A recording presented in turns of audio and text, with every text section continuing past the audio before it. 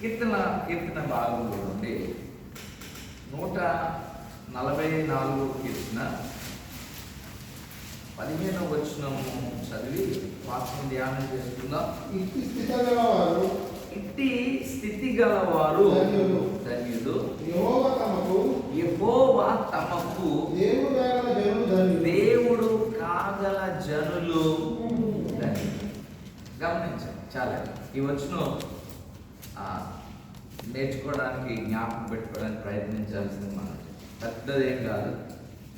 యెహోవా తమకు దేవుడు కాగల జనులు ధన్యులు. చాలా సందర్భాల్లో మనకు ఎవరైనా మంచి సాన్నిహిత్యం కలిగినటువంటి వారు గొప్పవారుగా ఉన్నప్పుడు, మనల్ని బాగా అభిమానించే వారు ఉన్నప్పుడు మనము వారితో ఇలాంటి ఆలోచన కలిగి ఉంటాం. ఏంటంటే, నువ్వు నాకు దొరకడం నా అదృష్టం, నువ్వు నా జీవితంలో ఉండడం నాకు ఎంతవరకు ఇవి పనిచేస్తే నాకు తెలియదు. లేదు ఇదేనా నా అదృష్టం అనేవాళ్ళు రేపు పొద్దున్న నువ్వు అడుగు పెట్టాక నా జీవితం నాశనం అయిపోయింది అనేవారు కూడా ఉన్నారా లేదా? ఖచ్చితంగా ఉన్నారు. కనుక భౌతిక సంబంధమైన, మానవ సంబంధమైన, ఇహ సంబంధమైన ఏ రిలేషన్ అయినా సరే, సహవాసం అయినా సరే కొంతవరకు బాగుండొచ్చు. తర్వాత టర్మ్స్ బాగులేనప్పుడు అవి ఇబ్బందికరంగా మారచ్చు. ముందేమైనా సరే నచ్చిన మాట తర్వాత దినాల్లో నచ్చకపోవచ్చు. సుమతి శతకంలో వేమన పద్యం రాస్తాడు. ఏంటంటే, కూరిమి గల దినములలో నేరాలు ఎన్నడూ కలగనేరం అంట. ఆ కూరిమి ఒకవేళ విరహం పైనచో నేరములే తోచుచుండి నెక్కం సుమతండి. బహుశా మీరు చాలా దినాలు అయిపోండి చదువుతుంది. కూరిమి అంటే స్నేహం. స్నేహం కలిగిన దినాల్లో స్త్రీలైతే ఓసే అన్న బాధపడరు. అసభ్యంగా పలకరించిన, అగౌరవంగా పలకరించిన పెద్ద బాధ. పురుషులు అనుకోండి రా పో అని మాట్లాడినా, అదే కనుక స్నేహం కనుక చెడిపోయిందనుకో, నన్ను రావటం ఏంటి, విరహం పోయినప్పుడు అంటే ప్రతిదీ నేరం కింద తోస్తుందంట. అంటే ప్రారంభంలో ఉన్న స్నేహం, ఆ స్నేహములో ఏదైనా లోపం కలిగినప్పుడు, ఆ మొదట్లో ఉన్న మాటలు ఎలా ఉంటాయి, అసలు నాకు దొరకడం అదృష్టం, నా కోసమే నువ్వు పుట్టావు, అసలు మనల్ని వేరెవరు, ఇలాంటి పదాలు అనేకుల యొక్క సహవాసాల్లో, సంబంధాల్లో మనం చూస్తాం. ఇక్కడ కీర్తనకారుడు ఒక చక్కని విప్లవాత్మకమైనటువంటి ఒక సందేశాన్ని అక్కడ ఉంచాడు. ఏంటంటే, దేవునిని నీవు కలిగి ఉన్న జనముగా ఉంటే నువ్వు ధన్యుడు అంటాడు. ఇంగ్లీష్ బైబిల్లో ట్రాన్స్లేషన్ చూస్తే ఆ ధన్యుడు అనే మాట దగ్గర బ్లెస్సెడ్ పీపుల్ అనేటువంటి పదాన్ని ఉపయోగించడం జరిగింది. దాన్ని మరలా తెలుగులో కనుక అనువదించుకుంటే ఆశీర్వదించబడిన వారు, యెహోవా తమకు దేవుడు కాగల జనులు ఆశీర్వదించబడిన వారు. దేవునికి స్తోత్రం. కీర్తనకారుడు ఊరికే పదాలు ఏదో పలికేసి, ఏదో చేతికి వచ్చింది రాసి మళ్ళీ అందులో ఎడిట్ చేసి ఈ పదం సరిపోద్దా అని నేటి రైటర్స్ లాగా చేసినోడు కాదు. ఎంతో జ్ఞానంతో, ఆత్మాభిషేకంతో, ఆత్మ ఆవేశంతో దేవుని ద్వారా పలకబడినటువంటి మాటలు. కనుక కారణం లేకుండా లేదు. ఇక్కడ కీర్తనకుడు అంటాడు, ఇట్టి స్థితి గలవారు. ఏ స్థితి అంట? యెహోవా తమకు దేవుడు కాగల జనులు ఆశీర్వదించబడిన వారు. ఎందుకన్నాడు ఆశీర్వాదం? దేవుని జనులుగా మనం అంటే ఎందుకు ఆశీర్వాదం అన్నాడు? మీరందరూ టీవీలో చూస్తారా? ఓ సీరియల్స్, సినిమాల గురించి చెప్పడం మామూలుగా జనరల్గా అని చూసే ఉంటారు కదా. ఒక ఊపేసినటువంటి యాడ్ ఒకటి ఉంది. ఏంటంటే, కుక్క పిల్లలు వెళ్ళిపోతూ ఉంటుంది, దాని ఒకడు చూడలేదు. అది ఆ కుక్క పేరు అసలు దాని బ్రీడ్ పేరు హచ్ కాదండి, దాని బ్రీడ్ పేరు పగ్. ఆ కుక్క జాతి పేరు ఏంటండి? పగ్. కానీ దానికి మనం పెట్టేసిన పేరు ఏంటంటే హచ్ కుక్క. ఎందుకనంటే హచ్ అనేటువంటి టెలిఫోన్ కంపెనీకి అది ఆ ప్రకటనలో నటించింది, యాడ్ చేసింది కనుక ఆ కుక్క పేరు మార్చేశారు. ఎందుకు దాని గురించి నేను జ్ఞాపకం చేస్తున్నానంటే, ఆ కుక్క వెళ్ళిపోతుండగా దాని వెనక ఒక కుర్రాడు వెళ్తా ఉంటాడు. వెంటనే ట్యాగ్ లైన్ ఒకటి వస్తుంది, wear ever you go our network follows you అని వస్తుంది. ఏంటంటే మీరు ఎక్కడికి వెళ్ళిపోయినా మా యొక్క సర్వీస్ మీ వెనకే ఉంటుందని గమనించాను. మన అందరూ ఎదుర్కొన్న సమస్య, సెల్ టవర్ ఉన్నటువంటి బిల్డింగ్లోనూ ఒక్కొక్కసారి సెల్ కనెక్షన్ సర్వీస్ కనెక్ట్ అవుతుంది. ఒక్కొక్కసారి సిగ్నల్స్ ఎక్కడ ఉన్నాం మనం, సెల్ టవర్ ఉన్నటువంటి బిల్డింగ్ లో, అదే ఒక ఆఫీస్ లో, ఏదో ఒక రూమ్ లో కంజెస్టెడ్ ఏసీలో ఉన్నాం, ఎయిర్ స్ట్రక్ చేయబడినటువంటి ఆ రూమ్ లో ఆఫీస్ లో ఉన్నాం. పైన ఏమో దానికి సంబంధించినటువంటి టవర్ ఉంది, కానీ లోపల చూపిస్తాక మాత్రం 4 పొలం చూపిస్తుంది, కానీ మాట్లాడబడతాం. అవతల వాళ్ళు అంటారు ఎక్కడో నేను ఫోన్ టవర్ కింద ఉన్నానంట, కానీ మాట అప్పుడప్పుడు ఇప్పుడు ఆ యాప్ నమ్మదగిందా అంటే మీరు ఎక్కడికన్నా బాగుంటే గమనించండి. దేవుడు బిడ్డ ఇక అచ్చోడు ఏంటి అలాంటి దున్నకూడదు ఉంటుంది. ఫ్లైట్లో వెళ్ళిపోతే అలాగా ఎక్కడ అడుగులో కూలిపోతుంది. అందరు కంగారు పడిపోతుంది. ఎలాగ మన ప్రయాణం వెళ్ళగా మన గమ్యాలకు మనం ఇక్కడ ఉన్నామని ఎలా తెలుస్తుంది అని అంటే చక్కగా ఫోన్ మాట్లాడేస్తుంది, ఇంకెంటనే ఎత్తేవాళ్ళు.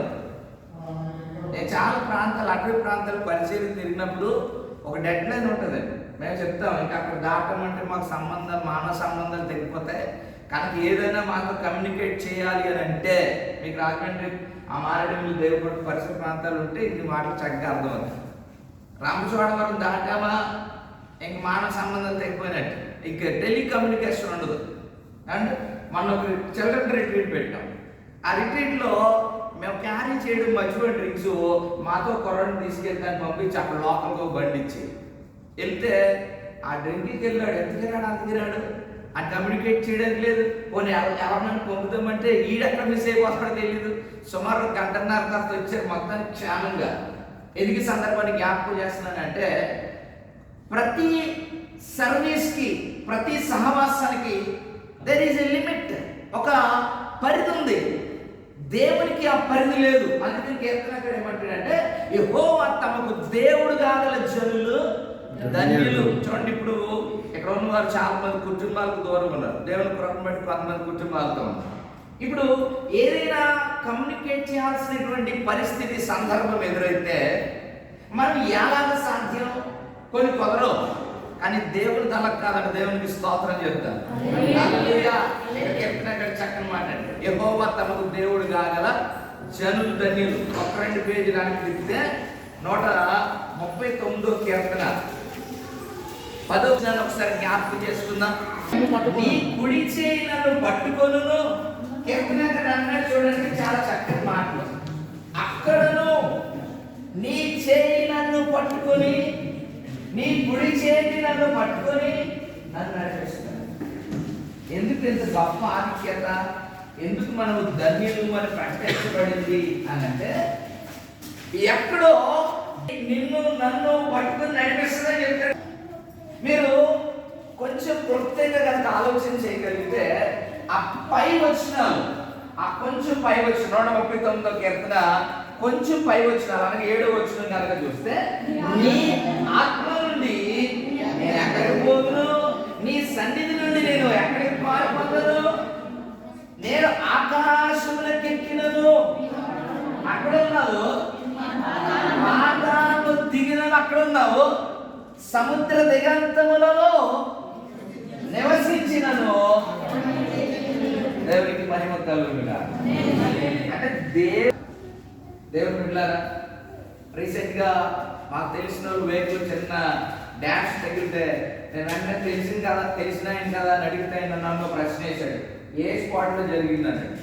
స్పాట్ ఏంటంటే, మీరు ఆఫీసరు, మాకు కావాల్సిన వ్యక్తి, మాకు ఏదో చేస్తారంటే ఏ స్పాట్ అని అంటే అన్నాడు, అయ్యా మీరు వెళ్తున్న మార్గంలో ఫలానా పరిధి ప్రారంభం అని ఉంటుంది, ఫలానా పరిధి ముగింపు అని ఉంటుంది, అది కరెక్ట్గా చెప్పండి, నేను యాక్షన్లో దిగుతాను అన్నాడు. తీరా చూస్తే ఆయన కాదు.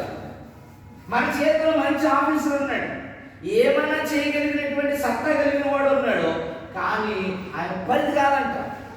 అర్థమవుతుంది ఎందుకు నేను సందర్భాన్ని జ్ఞాపకం చేశాను? ఇప్పుడు మనకు అవసరమైనటువంటిది, మనం ఆధారపడవలసినటువంటిది ఒక దేశంలో, ఓ ప్రాంతానికో, ఒక సందర్భానికి సంబంధించినటువంటి వ్యక్తి కాదంట. Is a universal God. దేవునికి స్తోత్రం. హల్లెలూయా. ఆయన విశ్వానికి సంబంధించినటువంటి వ్యక్తి. ఇది ఎప్పుడైనా చెప్పాడు? అబ్రహాంతో మాట్లాడుతుంటాడు, నేను సర్వశక్తి గల దేవుణ్ణి. మనటువంటి దేవుని మనం కలిగి ఉన్నప్పుడు మనము ధన్యులు అని చెప్పడానికి ఏమాత్రం సంకోచించాల్సిన పని లేదు. దేవుడు ఆయన అంటాడు కీర్తనకాడు, మీరు ధన్యులు. ధన్యులు అని అంటే ఆశీర్వదించబడిన వారు అని అన్నాము. ఆశీర్వదించబడిన వారు అని అంటే చేయి పట్టుకుంటే ఆశీర్వదించేసినట్టేనా? చేయి పట్టుకుంటే ఆశీర్వదించబడిన వారు మీద గమనించండి. దేవుని బిడ్డ, మా చేతిలో 10 మంది పట్టుకునే వాళ్ళు ఉన్నారు. తినలేదు అనుకుంటా 10 మంది పట్టుకునే ఉపయోగం? మన చుట్టూగా ఉన్నారు అనేకులు, ఆయన నొన్నానే చెప్తున్నారు, కానీ మనకు అవసరం కలిగినప్పుడు అవసరత తీర్చలేని వారు ఉన్నారు. ఏంటో అంటే కుటుంబం ఉన్నా, భర్త ఉన్నా, బిడ్డలున్నా, మనం కన్నవారున్నా, మనలు కన్నవారున్నా, ఎవరున్నా సహాయం అందకపోతే ఇటు కుటుంబం మొత్తం అటు కుటుంబం మొత్తం ఉన్న ప్రయోజనం. ఇక్కడ కీర్తన ఇక్కడ అంటాడు, అక్కడను నీ చెయ్యి నన్ను పట్టుకొని నడిపిస్తుంది, నీ కుడి చెయ్యి నన్ను నడిపిస్తుంది. దేవుడు పెట్టారు. ఎందుకు ధన్యులని కీర్తనకారుడు అన్నాడు అని అంటే, ఆయన సముద్ర దిగంతాల్లో అయిన సందేహము. ఇది ఎవరికి సంబంధించింది? మనం ఆరాధిస్తున్న దేవునికి స్తోత్రం. కాబట్టి తేలిక పాపం పద్యాలు లేదేదో అనుకుంటున్నారండి. ఎక్కడైనా ఉండగలిగిన దేవుడు మనం కలిగి ఉన్నాం. కేవలం చేయి పట్టుకుంటేనే, నడిపిస్తేనే మన ధన్యులని చెప్పడం లేదు. ఆయన ఎలా నడిపిస్తాడంట చూడండి. ఒక వచనాన్ని జ్ఞాపకం చేసుకుందాం పరిశుద్ధ గ్రంథంలో నుండి. ఒక వచనాన్ని చదువుదాం. 78వ కీర్తన 52వ వచనం. Psalm 78 verse 52. అయితే గొర్రెల వలె ఆయన తన ప్రజలను తోడుకొని పోయేను, ఒకడు మందను నడిపించున్నట్లు అరణ్యములో వారిని. ఒక్కదానికి చాలా జాగ్రత్తగా మాటలు వినాలి, లేకపోతే మిస్ అయిపోతుంది. 144వ కీర్తనలో కీర్తనకారుడు అంటాడు, యెహోవా తమకు దేవుడు కాగల జనులు ధన్యులు అంటాడు. ఎందుకు ధన్యులు అంటున్నాడు అని అంటే, 139వ కీర్తనలు అంటాడు కదా, ఆయన ఎక్కడైనా సరే నీ చేయి పట్టుకొని తన కుడి చేతని నడిపిస్తాడంటాడు. నడిపిస్తేనే అయిపోయిందా అని అంటే నడిపించడమే కాదంట. దేవుని బిడ్డలారా, ఈరోజు చాలా మందికి బ్లైండ్ పీపుల్కి హెల్ప్ చేస్తూ ఉంటాం. రోడ్లు దాటించడం, కొన్ని పరిస్థితుల్లో సేవ కార్యక్రమాల్లో మనము మొత్తానికి వారి యొక్క జీవితం అంతా భుజాల మీద వేసుకోకపోయినా ఆ నెలకో, ఆ రోజుకో, ఆ వారానికో, ఆ సమస్యకో నడిపించగలవారు. ఈరోజు నడిపించిన దాన్ని బట్టి అయా నా జీవితకాలం అంతా నడిపించు అని అంటే సాధ్యం కదా ఎవరికి కూడా. దేవుని బిడ్డలారా గమనించాలి, ఆయన నడిపించేవాడు మాత్రమే కాదు, ఎలా నడిపిస్తాడు అనేది ప్రాముఖ్యమై ఉంది. ఎలా నడిపించే దేవుడు అనేది అవసరమై ఉంది. ఎందుకు ధన్యులు అన్నారు అని అంటే నడిపిస్తాడని. ఎలా నడిపిస్తాడు అని అంటే కీర్తనకారుడు అంటాడు కదా, ఆయన గొర్రెలను తన మందను నడిపించినట్లు అరణ్యములో వారిని నడిపించాడు. బాగా వినండి, అరణ్యము అనగానే అదొక భయానకమైన పరిస్థితి. ఎవరి సహాయం లేని చోటు. ఏది ఎక్కడ ఉంటుందో చూడండి. ఈ రోజు లొకేషన్ పెట్టుకోగానే ఎక్కడికైనా వెళ్ళిపోగలుగుతున్నాం. అరణ్యాల్లో లొకేషన్ ఛాన్స్, డెస్టినేషన్ ఛాన్స్. మేము ఒకరోజు పొరపాటున అడవిలోకి వెళ్తే దారి తప్పినందుకు 35 కిలోమీటర్ల తర్వాత తేలితే ఛత్తీస్గఢ్ రాష్ట్రంలో ఉన్నాం. మేము దిగింది తూర్పుగోదావరిలో, రూట్ మారినందుకు నడక ఛత్తీస్గఢ్లో ఉన్నాం. కారణం ఏంటంటే డొంకరా అనే ఒక ప్రాంతం ఉంది. డొంకరా అనే ప్రాంతం ఉంది. ఇటేమో ఆంధ్ర ఉంటుంది, అటేమో మధ్యప్రదేశ్ ఉంటుంది, ఇటు ఒరిస్సా, ఛత్తీస్గఢ్ 4 రాష్ట్రాలు కలిగి అనమాట జంక్షన్. అందులోకి వెళ్ళిపోయాం. తీరా అక్కడికి వెళ్ళిన తర్వాత ఎవరిని సంభాషించినా సరే హిందీలో మాట్లాడుతున్నారు, లేదా కోయి భాషలో మాట్లాడుతున్నారు. అప్పుడు మాకు అర్థమైంది మొత్తానికి మన స్టేటే మారింది. దేవుని బిడ్డలారా గమనించాలి. ఈరోజు దేవుని వాక్యాన్ని మనం క్షుణ్ణంగా లోతుగా అధ్యయనం చేయాలి. ఎందుకనంటే మనము ఆ దేవుని కలిగి ఉన్నందుకు ధన్యులమై ఉన్నాం. ఏంటో ధన్యత అంటే ఆయన ఎక్కడైనా ఏ స్థితిలోనైనా అక్కడ రెండు పదాలు ఉపయోగించాడు. సముద్ర దిగంతాలు అన్నాడు. దేవుని బిడ్డలారా మనం రీసెంట్గా వార్తల్లో చూసాం. అప్పర్ కుబేరులు టైటానిక్ చూడడానికి వెళ్ళారు. సముద్ర దిగంతాల్లోకి వెళ్ళిన తర్వాత క్రష్ అయిపోయింది. బహుశా బాడీ దొరికిన తర్వాత నేను న్యూస్ చూడలేదు. అండ్ సకలాలు దొరికే కొన్ని సుమారు 2-3 కోట్లు ఖర్చు పెట్టి ఒక్కొక్కరు ప్రాణాలు పోగొట్టుకున్నారు కిందకెళ్ళి. ఎక్కడ ఆ పదాన్ని మనం జ్ఞాపకం చేసుకోవాలి. సముద్ర దిగంతములు. అక్కడ పట్టుకునేవారు ఎవరు ఉన్నారా? మన దేవుడు ఉన్నాడు. దేవుడికి స్తోత్రం. కొన్ని సందర్భాలు అంటే మేము నీటిలోకి వెళ్ళి ఏమామా, ఇది పిచ్చి ప్రశ్న. అలాంటి సమస్యలు ఉన్నాయి చాలా సందర్భాలు. అంటే ఎవరు సహాయము చేయలేనటువంటి స్థితి, అందరూ ఉన్న నిస్సహాయంగా నేను విడిచిపెట్టేటువంటి స్థితి, హోప్లెస్ సిచ్యువేషన్స్. ఏం చేయగలం సార్? ఏం చేస్తున్నాం మేము? లేవా సందర్భాలు? మనం దాటి వచ్చామండి. కోట్లు ఖర్చు పెట్టినా సరే దక్కనటువంటి ప్రాణాలు. ఏం చేస్తాం సార్? అయ్యా ఏం చేస్తామండి? అలా ఉందండి.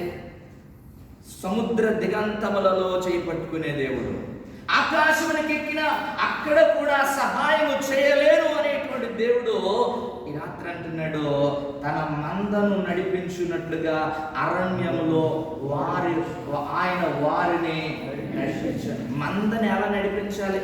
మీరు ఎంతమంది ఎవరైనా ఇక్కడ ఉన్నవారిలో ఈ మందలు నడిపించే సందర్భాన్ని చూసారా లేదండి? చెప్తాను, లేకపోతే ఇంకెళ్ళిపోదాం. అక్కడ ఆడుకోండి. చూసానని చెప్పండి. అది కానీ మందని చూసారా నడిపించేటప్పుడు? ఎప్పుడైనా ఆ మంద కాపురం చూస్తే అది నల్లబితో ఉంటుంది ఖచ్చితంగా, బొట్లో ఉంటుంది ఖచ్చితంగా. ఎందుకనంటే ఆ కాపురికి తెలుసు. ఒక సందర్భాన్ని చదివితే మనకు బాగా అర్థమైపోద్ది. ఆదికాండము 33వ అధ్యాయము 13వ వచనం చదువుదాం. ఆదికాండం 33:13 చదువు. ఇక్కడ యాకోబు తన సహోదరుడైన యాషవుతో మాట్లాడుతున్నాడు. వాళ్ళిద్దరూ ఒకసారి కమ్యూనికేట్ అయ్యారు. మనందరికి తెలిసిన సందర్భం కనుక క్లుప్తంగా మనం ముందుకు వెళ్ళిపోతాం. యాకోబు యాషవు కలుసుకున్నారు. అప్పటిదాకానేమో మన ఏం చేస్తాడో, నా బతుకేంటో, నా పరిస్థితి ఏంటో భయంగా ఉన్నటువంటి వ్యక్తి అన్నయ్య కలుసుగానే ఎక్కడ పొంగొచ్చేసి వారందరూ మాట్లాడేసుకుని ఇప్పుడు అన్నీ అన్నాడు, తొందరగా ఇంటికి వెళ్ళిపోదాం కదా అంటున్నాడు. అర్థమవుతుందా? తొందరగా ఇంటికి వెళ్ళిపోదాం అంటే యాకోబు అంటున్నాడు, ఇప్పుడు చదవండి. అతడు నా యొద్దనున్న పసిపిల్లలని, గొర్రెలు మేకలు, పశువులు పాలించినవని నా ప్రభువునకు. బాగా వినండి మాట. యాకోబుతో యాషవు అంటాడు, తమ్ముడా నిన్ను 20 సంవత్సరాలు మిస్ అయిపోయాడురా, నీ ప్రేమను పోగొట్టేసుకున్నాను. ఇప్పుడు అర్జెంటుగా మనం ఇంటికి వెళ్ళిపోతే చక్కగా చోట కూర్చొని తింటా మాట్లాడుకోవచ్చు. ఈ గ్యాప్ అంతా మన ప్రేమతో ఫిల్ చేసేద్దాం అన్నాడు. అప్పుడు యాకోబు అన్నాడు, సరే నేను పోదాం, నువ్వు నన్ను ఏమనలేదు, అది నాకు సంతోషం. ఏదేమైనా సరే రాత్రికల్లా మన ఇంట్లో ఉండాలి, వదిలికి చెప్పే చక్కని మేకం వండమని వెళ్ళి తినేద్దాం. అలా యాకోబు ఏమన్నాడు? ఎక్స్ప్లెయిన్ చేస్తున్నాడు. అయ్యా, నా దగ్గర ఉన్న మందంతా పసిపిల్లలని, తల్లులన్నీ పాలిచ్చేవనియు నా ప్రభువునకు తెలియదు. ఆ కింద పదం చదవండి, ఇంకా బాగా అర్థమవుతుంది. ఒక్క దినమందే వాటిని నేను తోలిని ఎడల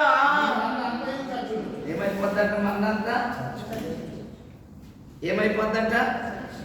మందంతా ఎందుకు చచ్చిపోద్దండి? తిండి లేక, నీళ్ళు లేక, సరైన కాపర లేక, జాగ్రత్తలు తీసుకునేవాడు తెలియక. ఈ యాకోబు దగ్గర ఉన్న కాపర్లందరూ ఎక్స్పర్ట్స్ అండి.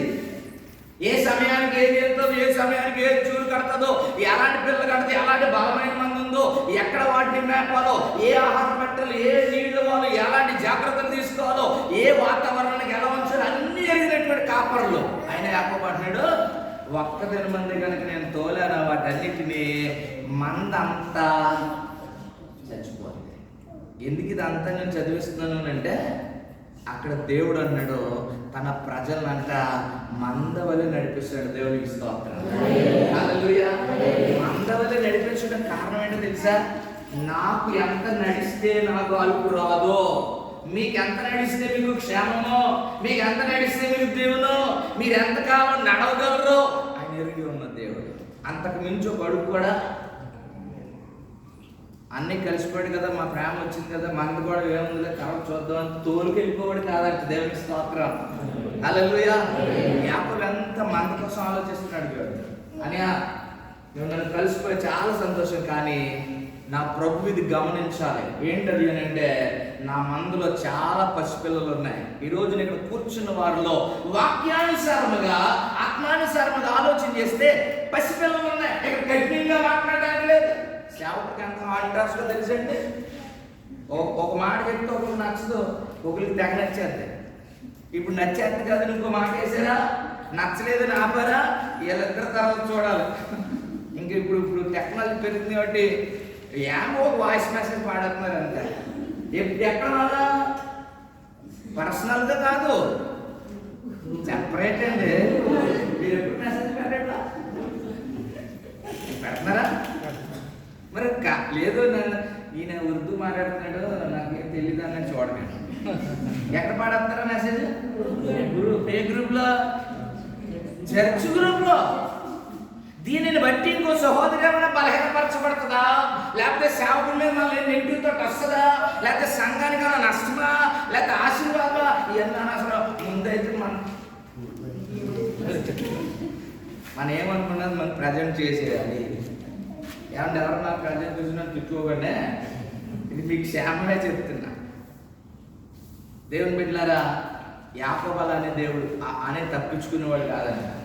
ఈ మందంతా చచ్చిపోతే ఇప్పుడు దాన్ని నేను చూసుకునే నేను ఇదిగో నాకు నాశనం అనుకున్నాను, ఇదే పోతే నేనేమైపోవాలి ఇప్పుడు? కనుక మందను ఎరిగినటువంటి యాకోబు అన్నాడు, అయ్యా నా ప్రభు ఇది గమనించాలి, నా ప్రభువుని తెలుసుకోవాలి. ఎందుకనంటే అవి అన్ని పాలిచ్చే తల్లులు, అవన్నీ పసిపిల్లలు.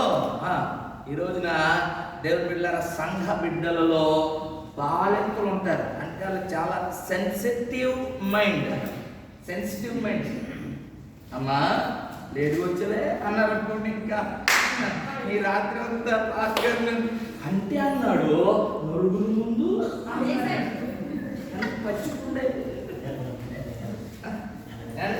ఉప్పు కట్టి కడతారు కదా కట్టు, అలా సంఘానికి వచ్చినారు. దేవుని బిడ్డలారా, పసిపిల్లలాగా దించేసేటువంటి వారు ఉన్నారు. అయ్యో ఇది ఎంత ఎవరికైనా చెప్పారనుకోండి, ఏంటి దీనికే చిన్నదానికా నువ్వు అడిగింది, ఇంత చిన్నదానికా నువ్వు సంఘం మీద కోపగించింది, సేవకుల మీద కోపగిందా? ఎవరికి మెచ్యూర్డ్ మైండ్ అనుకుంటారు దీనికే. కానీ చిన్నపిల్లలు ఉన్నారు చూసారా, ఇప్పుడు చిన్నపిల్లల తత్వం ఎలా ఉంటుంది? కలిసి ఉన్నారు అనుకోండి, ఇలా తీసేయాలి, ఇలా తీసి నీ దగ్గర లేకపోతే ఇలా తినే దాన్ని బట్టి అదే కనుక తేడా వచ్చింది. మనలో చాకులు వచ్చింది, మా నాన్న నుంచి తెచ్చాడు, నచ్చింది లేకపోతే ఏమన్నా చెప్తాను అంటారా? ఈ పసిపిల్లల తత్వాలు ఎలా ఉంటాయి? సంఘాలు ఇవన్నీ ఉంటాయి. ఇప్పుడు ఈ సంఘాన్ని నడిపించి కాకుండా ఎలాగ ఆలోచన చేయాలి? అమ్మో ఈవిడ పసిపిల్ల, ఏం పాలిచ్చే తల్లి, ఈవిడ కలిపితే పచ్చుకుంటే కదలలేదు, మళ్ళీ ఎఫెక్ట్ పడిపోదు. కనుక ఈ పసిపిల్లలు నన్ను తెప్పించుకోవాలి, బొట్టలు ఎట్టుకోవాలి. అవసరమైతే ఇంట్లో మేమన్నా స్ట్రెస్ ఫీల్ అవ్వాలి తప్ప ఆ లోడు సంఘం మీద పడకుండా. ఐదు బాధలు ఉన్నాయా? ఇలా తెలమో కాదండి, అది సైలెంట్ అయిపోయి మా దేవుడు. అండ్ నేను మూడు చాట్లు పరిచయం నడిపిస్తున్నాను. ఈ మస్కట్ అని చెప్పి మనుషులే మారిపోరండి. ఎక్కడికి వెళ్ళిపోయినా మన మనసు మామూలే. కనుక ఏ సంఘంలోని సమస్యలు కానీ మనం ఆలోచన చేయాల్సింది రాత్రి ఏంటి? వాక్యం ఏమంటుంది అంటే, నీవు యెహోవాను దేవుడిగా కలిగి ఉన్నందుకు చూసి కారణం ఏంటంటే, ఆయన అరణ్యంలోనైనా సముద్ర తరంగాల్లోనైనా ఆకాశములకు ఎక్కిన నీ చేయి విడవక నడిపించే దేవుడు. దేవునికి స్తోత్రం. ఎలా నడిపిస్తాడు అని అంటే, నీకు ఏ సంరక్షణ అవసరమో, ఏ ఆహారము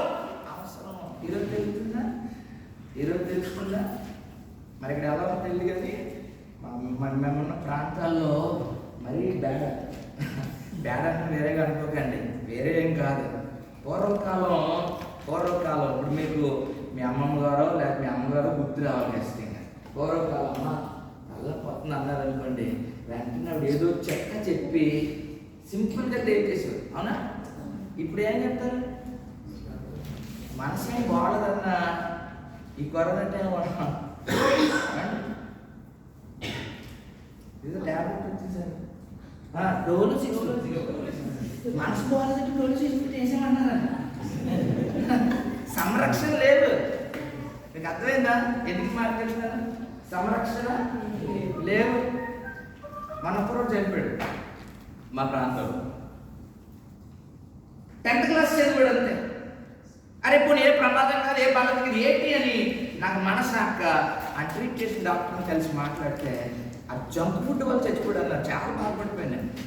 వెంటనే స్నేహితుల దగ్గరికి వచ్చాను, ఏంటర్ సంగతి జంక్ ఫుడ్ వల్ల చచ్చిపోయాడంటే వాళ్ళందరూ అన్నారు, సార్ నిజమేనండి అడిగారు. ఆ రోజు ఆ జంక్ ఫుడ్ తినకపోతే ఇంటికి వెళ్ళి నిద్రపోడండి, అసలు నూడిలో మ్యాగో ఆ బిర్యానీలో ఏదో ఒకటి తినాలి. అమ్మేం చేస్తుందా? ఆవిడ డబ్బులు ఇచ్చుకుంటారు. ఎందుకో తెలుసా? మా బాల్య దినాల్లో అమ్మ అట్టినానంటే మీ అందరి కొంటి అనుభవాలు. ఒకవేళ నా జనరేషన్లో అయితే ఈ చిన్నపిల్లలకు కాలేదు, ఎందుకంటే ఇప్పుడు ఎవరు లేదండి. చిన్నపిల్లలు అంటే మరి 30 దాటినప్పుడు ఎత్తి వెళ్తే సంగతులు. అమ్మ అట్టినాలు అంటే రాత్రి మెనులు నానబెట్టి అందులో తాళం తీసి పెడితే తెల్లారుజాములు లేచి దాన్ని రుబ్బి పెట్టుకోరండి. ఇప్పుడు ఎంత అర్థమైంది? పిండి ప్యాకెట్ దొరుకుతుంది, ఆడ పక్కన చట్నీ ప్యాకెట్ కూడా. ఇప్పుడు ఏం చదివిపడతారు? ఇలా అనగానే చిచ్చి అని అంటారండి. కానీ తెచ్చే ఎందుకు ఇదంతా? మందులు నడిపించేటువంటి వారికి ఈ జాగ్రత్తలు అన్నీ ఉన్నాయండి. అయ్యో బాలకి ఆహారం పెట్టాలి ఈరోజు ఎంతమంది తెలిసంటే సేవలో ఉండకి ఇలాంటి అనుభవాలు అన్నీ తరుగుతాయి. ఇందు గర్భిణి రాత్రి 12 గంటలకి ఆటో దొరక్క ఇబ్బంది పడతారు, రోడ్డు మీద కుటుంబం అంతా నిలబడి ఆందోళన పడుతుంటే నాకు మరుసటి తెల్లవంతి మా యొక్క సంఘంలో ఒక కార్యక్రమం, నేను అట్లా కారెంట్ వెళ్తే రోడ్డు మీద ఉన్నారు, అమ్మ ఈ టైం ఉన్నారంటే పిల్లలు నొప్పి వచ్చేది బాబు. మరి అలా ఆలోచిస్తే బండి అనేది తెంపియాలంటే ఏం లేవండి, అప్పుడు దొరకలేదు, ఉన్న ఒక ఆటో తాగి కొట్టుకున్నాడు అన్నారు. సరే ఏం చేస్తాం, మా బండి వేసినట్టు కారు తీసారు, అందులో వేసుకుని తీసుకెళ్తే అక్కడికి వెళ్ళిపోయినని డాక్టర్ గారు తెలిసిన ఉన్నాడు. ఫాస్ట్ గారు ఏంటి ఇద్దరు వచ్చారంటే ఇగో మాకు తెలిసినవాడు ప్రెగ్నెంట్ నొప్పులు అంటే 8 మంది ఉన్నారు ముందు, ఇవి 9వ పేషెంట్. మన మొహం చూసి ఉన్న చదువు మీద ఇవి 1 పేషెంట్ చేసేసాడు.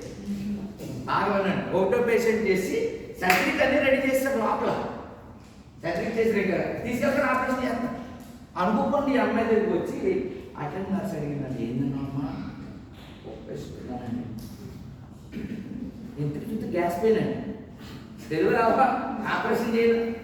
అదే నా మాటని ఒక డాక్టర్ ముందు తీసుకెళ్ళిపోతే నెలతో కూడా కూర్చోవాడు. ఎవరి వల్ల? నేను అడిగిన ఎవరైనా మా అమ్మ వాళ్ళ అమ్మ దగ్గరికి వెళ్ళి అమ్మాయి పిల్లలు పొప్పట్టు వచ్చి రాత్రి 9 దాటితే ఇదంతా ఎందుకు జ్ఞాపకం చేద్దాం తెలుసా? గర్భిణీ శ్రేణ ఏం పెట్టాలో తెలుగు తెలుగుతలా, కానీ యాకోబు అలవాటు కాదు. దేవునికి స్తోత్రం. అన్నీ వచ్చాడు కదా, ప్రేమగా పలకరించేసాడు కదా, వెళ్ళిపోవాలి కదా అని చెప్పి మందని ఎస్ట్రాసానికి తీసుకొచ్చి అని చెప్పగా ఆయన అన్నాడు, అయ్యా నా ప్రభు తెలుసుకోవాల్సిన సంగతి ఏంటి అంటే నా దగ్గర ఉన్న మందంతా పసిపిల్లనియో తల్లుల్ని పాలించేనియో వాటిని వడిగా ఒక్కరో ఎక్కువ చచ్చిపోతాయనియో నా ప్రభుకి అర్థం కాదు. ఒక పశువుల కాపరికే ఎంత జాగ్రత్త ఉంటే ప్రధాన కాపరికి ఎంత జాగ్రత్త ఉంటుంది? స్తోత్రం చెప్పాలి కదా. ప్రాణం పెడితే కాపరికి ఇంకెంత జాగ్రత్త ఉంటుంది? ఆయన అంటున్నాడు, నా పశువుల్ని ఏలాగ తోలితే చస్తాయో, ఏలాగ తోలితే సంరక్షణలో ఉంటాయో, ఏ ఆహారం పెడితే బలిష్టంగా ఉంటాయో దేవుని బిడ్డలారా నాకు తెలుసు కనుక నేను వాటిని అలాగ చాలా లేను. కొందరు నడిపిస్తున్నాడు, అక్కడ గుడారాలు వేసేస్తున్నాడు, అక్కడ వాటికి సంరక్షణ ఇస్తున్నారు. అవి అడగవు. నాకు దాహం రండి ఇవాళ ఏం చేస్తావు పైన అని ఆ కాపరి దాన్ని గమనించి తగినటువంటి నీటిని అవసరతలు తీరుస్తూ ఉన్నాడు, ఆహారాన్ని పెడుతున్నాడు, సంరక్షణ ఇస్తున్నాడు, మృగాలు రాకుండా కాపుదలు ఇస్తున్నాడు. కేవలం కాపుదాలంటే దానికి ఏదో నీళ్లు పాడేసి బకెట్లో పెట్టేసి కొద్ది మేత గడ్డిమో పాడేసేయడం కాదండి. ఏ మృగము దానిపై దాడి చేయకుండా కాపాడేవాడు దేవుని బిడ్డలారా. ఆయన అరణ్యంలో మనను తన మందను నడిపించున్నట్టుగా, మందని ఎలా నడిపించాలో ప్రధాన కాపరికి తెలుసు. నీ యొక్క మనసు ఎరిగిన దేవుడు, నా యొక్క స్థితిని ఎరిగిన దేవుడు, నన్ను ఎంత స్ట్రగుల్ చేస్తే నేను తట్టుకోగలను ఆయన ఎరిగి ఉన్నాడు. నేను అన్నవా వాక్యం అబద్ధం సహింపగలిగినంత కంటే ఎక్కువ శోధన ఆయన నీకు నేను కాబట్టి వెళ్తున్నాను జాతమంది. నేను అలా వద్దకపోతే సరిగ్గా అవ్వని దేవునికి తెలుసు, నన్ను ఎలా నలగకపోతే నేను సరవనని దేవునికి తెలిసి కనుక శ్రామం ఇస్తే అంటే నేను గమగొట్టండి. ఈ కాపరి అలాంటి కాపరిగా దేవునికి స్తోత్రం. హల్లెలూయా. దేవుని బిడ్డలారా, అరణ్యంలో మందను నడిపించున్నట్టుగా ఒకవేళ నల్లకపోతున్నానా ఆయన ఏం చేస్తాడు అంటే తీసుకొని నన్ను తన భుజాల మీద ఎక్కించుకొని తీసుకుంటాడు. నాకు ఏదైనా గాయమైంది వెంటనే కాపరి గారికి కడతాడు. అవసరమైతే ఒక రోజు అక్కడ విడిచిపెట్టేస్తాడు మంద అంతా మన కోసం. అది ఒకటి ఉంది కదా వస్తుందిలే అని వదిలేసేవాడు ఎంత మాత్రం కాదని. అందుకే కీర్తనకారుడు ఏమన్నాడు, యెహోవా తమకు దేవుడు కాగల జనులు ధన్యులు. ఆహారం పెడతాం, సంరక్షణే నడిపించడమే కాదంట. చూడండి 91వ కీర్తన 12వ వచనాన్ని జ్ఞాపకం చేసుకోగలిగితే 91వ కీర్తన 12వ వచనం చదువుదాం. నీ పాదములకు రాయి తగులకుండా వారు నిన్ను తమ చేతుల మీద. ఇక్కడ ఎంత ధన్యత ఇచ్చాడు ఆయన. నిన్ను నడిపించడమే కాదట, ఆ నడిపించే సమయమందు నడిచే సమయమందు ఏదైనా దాడి జరుగుతుందేమో అని ఆయన తన దూతకు ఆజ్ఞాపిస్తున్న దేవునికి స్తోత్రం. హల్లెలూయా. చాలా మంది ఐసీయూలో పేషెంట్ అటెండర్ గా ఉండి కూడా పడుకుంటారు, రైట్? ఉన్నారా? హలో, ఐసీయూలో పేషెంట్ దగ్గర ఉన్న వాళ్ళు ఎలా ఉండాలి? అసలు పెట్టింది ఎందుకు? అలర్ట్గా ఉండాలి కదండి. అలర్ట్గా ఉండాలి. పొద్దున్న ప్రార్థన చేస్తే చెప్తుంది, రాత్రి అంతా వెనక్కి కిందండి రక్తం ఇందులో పడిపోతాను. ఈ మాట చెప్పడం బాగా ఉంటా. నేను నమ్మేసాను మీకులాగా. ఏ అమ్మ ఆ సెలవు చెప్పినప్పుడు ఆ సిస్టర్ చెప్తే కనుక నిన్ను ఇక్కడ ఇష్టమంటే రాత్రి అంతా ఇవన్నీ సర్వసాధారణ సంగతులు, తెలియనివేం కాదు. తపతో చోట చేరుతూ ఉంది సేవకు. దేవుని బిడ్డలారా, ఇక్కడ ఆలోచన చేయండి. ఆయన మర్చిపోయే దేవుడు కాదు. ఈరోజు అనేక కుటుంబాల కాపర్లు ఉన్నారు, యజమానులు ఉన్నారు. నీకు ఏం తప్పు చేశాను, నాకు కొట్టేక్కలేదా, కూడాకలేదా, ఏ గొడవ. అయ్యగారు తాగత వచ్చింది, నేను కూర్చున్నాను అనుకుంటే ఆయన అంటాడు ఏ తప్పు చేసినాడు. మొన్న చికెన్ తినాలని ఉంటే కోరుకుంటే తెచ్చిట్టుంది. పచ్చి జీవితం నేను పోసిన చేతిలో ఉన్నాను. ఆ చేతిలో నల్లగా అయిపోయాను. ఆయన్ని జీవిస్తున్నాను. జీడిపప్పు అడిగితే నేను పోసిట్టాను ఫస్ట్ కదా. ఎందుకంటే ఏంటంటే అంటే కాకుండా ఏమనుకున్నారు తెలుసా? మేక అడిగితే ఆవిడ అంటది నాకు జీడిపప్పు వద్దు, నీ మాటలు వద్దు, నాతో మాట్లాడంటది. లేదనుకున్నారా? ఒక 10 నిమిషాలు మాట్లాడే ప్రేమ అంటే ఇది మాట్లాడాలి. నీకేం కావాలి చెప్పి పడతాను, నీకేం కావాలి తెచ్చి చెప్పి పడతాను, పిల్లలు తెచ్చి పడతాను. అవసరమైతే 4 రోజులు గవర్నమెంట్ అన్ని కాకుండా పాడేయడం కాదంటే సంగతే. సంరక్షణ ఉంచాలంటే దేవుడు ఎందుకు మన ధన్యులు అన్నాడు అని అంటే ఆయన నడిపించడమే కాదు, అరణ్యంలో పట్టుకోవడమే కాదు, ఆహారం ఇవ్వడమే కాదు, మన సంరక్షించడమే కాదు, ఆయన మనకొక సంరక్షకుడైన దూతను పెట్టాడు. దేవునికి స్తోత్రం. ఆ దూత ఎలాంటి అంటే మనకు ఐసీలో నిద్ర కాదంట. దేవునికి స్తోత్రం. హల్లెలూయా. ఇప్పుడు దాకా ఎక్కడ ఉన్నానండి బాబా, అలాగే వెళ్ళాను అంతే. రాజు అలా వెళ్ళిపోయేవాడు కాదు. 24 hours ఆడ్యుడు. దేవునికి స్తోత్రం. హల్లెలూయా. మీరు చూడండి, ఎప్పుడన్నా యాడ్స్ 24/7 365 days అని రాస్తారు. ఎప్పుడన్నా కాల్ చేయాలనుకోండి అక్కడ పాకలేదు. అది యాడ్ మాత్రం రాస్తాడు 24/7 365 days అంటే. కావాలంటే చెక్ చేసుకోండి. మీ నెట్వర్క్ ఏదైనా ఫోన్ కస్టమర్ కేర్ చేయండి. అన్ని తిప్పది నొక్కు, ఇది నొక్కు, అది నొక్కు, ఇది నొక్కు, టింగని కట్టాను. అదేంటో 24/7 అన్నావు కదా, 365 days అన్నావు కదా. దేవుణ్ణి మనం కలిగి ఉన్నది మనల్ని ఎందుకు ధన్యులు అన్నారు అంటే, నేను కియం అని తిప్పి కనబడకుండా పోయేవాడు దేవునికి స్తోత్రం. ఈరోజు అనేక పురాణాలు, అనేక శాస్త్రాలు, ఇలా పాటలు పాడిన వాళ్ళు ఉన్నారండి. ఉన్నారా దేవునికి స్తోత్రం.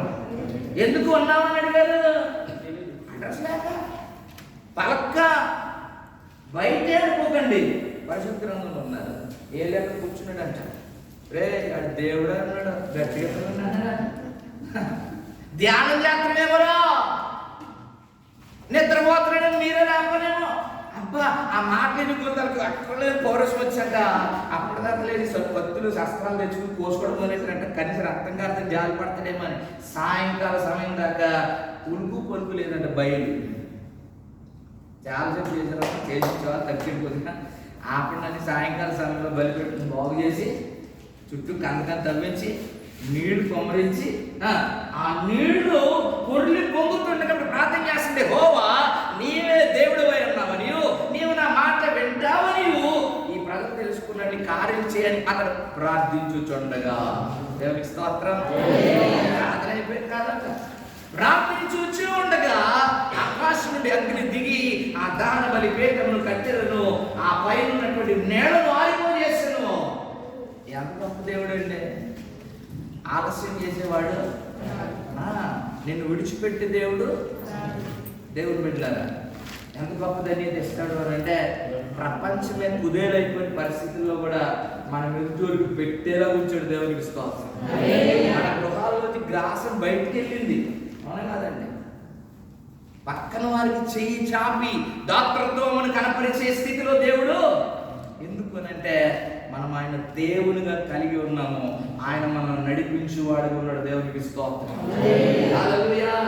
నడిపించడమే కాదంట, మందకి ఎలాంటి సంరక్షణ కావాలో అటువంటి సంరక్షణ తీసుకునే దేవుడు. మొసలు గోరుగా ప్రతిదానికి సనుకుంటున్నావా? నీ సనుకులు గొలుగులు తగ్గట్టే ఆయన నిన్ను. ఈ మధ్య మొసలే భేదం ఏం లేదండి. పిల్లలు కూడా కొనుక్కున్నారు. ఇంకా వయసు ఇదివరకు ఉండేదండి. ఆ తీరు ఇదివరకు ఉండేది. ఆవిడ అబ్బాయి దాటిన తనకు కొనుక్కుంటారు లేండి, వదిలేనని వారు. ఇప్పుడు అలా కాదంట. పాట పోతే కొనుక్కుంటారు, ప్రయాణం ఇవ్వకపోతే కొనుక్కుంటారు, పేరంటపోతే కొనుక్కుంటారు. సంఘంలో నీ గొర్రెలండి. అలాంటి గొర్రెలకు ఏం చేస్తాడు దేవుడు? దూతం పెడతాడు. బాబు ఆ గొర్రెకి సరిపడా నువ్వు నడిపించిన ఈ దూత ఏం చేస్తాడంటే, కాపం స్ట్రెస్ లేకుండా ఎక్కడికక్కడ సెట్ చేసుకుంటా, ఆపద రాకుండా, కీడు నుండి తప్పించకుండా ఎంత సున్నితమైన పదాన్ని తెలియజేశాడో చూడండి. అక్కడ సింపుల్ గా తెలిసాడు. వారు నీ పాదములకు రాయి తగలకుండా తమ చేతుల మీద. ఈరోజు ఇక్కడ క్షేమం ఉండడానికి కారణం ఏంటో తెలుసా? అండ్ మా సంఘంలో చాలా సెక్యూరిటీ, చాలా ట్రాఫిక్ రూల్స్ అండి. నిజానికి ఇక్కడ కొడితే అండ్ ఆ గోడ అతను పడతాం, ఎందుకంటే అంత స్పీడ్ ఉంటుంది. కనీసం ఇండియన్లు కొడితే పక్కన ఎక్కడ పడి ఏదైనా చిన్న చిన్న అట్లా బయటపడచ్చు. కానీ ఇక్కడైతే పాటే, అంతేనండి, పాట ఫ్లెక్సే. కనుక ఇక్కడ కూడా కాపాడుతున్నాడు అంటే దాని అర్థం ఏంటండి? ఆయన తన దూతకి ఆగ్రహించండి, ఇదిగో పలానా రహస్యంగానికి ఆరాధనకి వెళ్తున్నారు, ఇప్పుడు వాళ్ళతో ఉండి క్షేమకరంగా వాళ్ళని చేర్చి వాళ్ళని మళ్ళీ ఇంటికి దాంట్లో క్షేమకరంగా చేర్చు. ఇది నీ ట్యాక్సీ డ్రైవర్ కాదు, నీ నాలెడ్జ్ కాదు, నీ తెలివితేటలు కాదు, నీ కలిగింది దేవుని దూత. మన ధన్యులమేనండి. ఒప్పుకుంటారా? ఒప్పుకోవాలి. ఎందుకనంటే నా యొక్క జ్ఞానం బట్టి నేను ఇక్కడ నుంచోలా, నేను ఊహించలా. నాకు దేవుని కార్యాలు ఎలా ఉంటాయంటే, ఆయన తన కృపచేతని నడిపిస్తాడు. ఆ నడిపించడంలో కూడా నీకు సంరక్షణ, ఆహారము, పానము, నీకు కావలసిన సమృద్ధి, నువ్వు ఎంతవరకు పని చేయగలవు అంతే.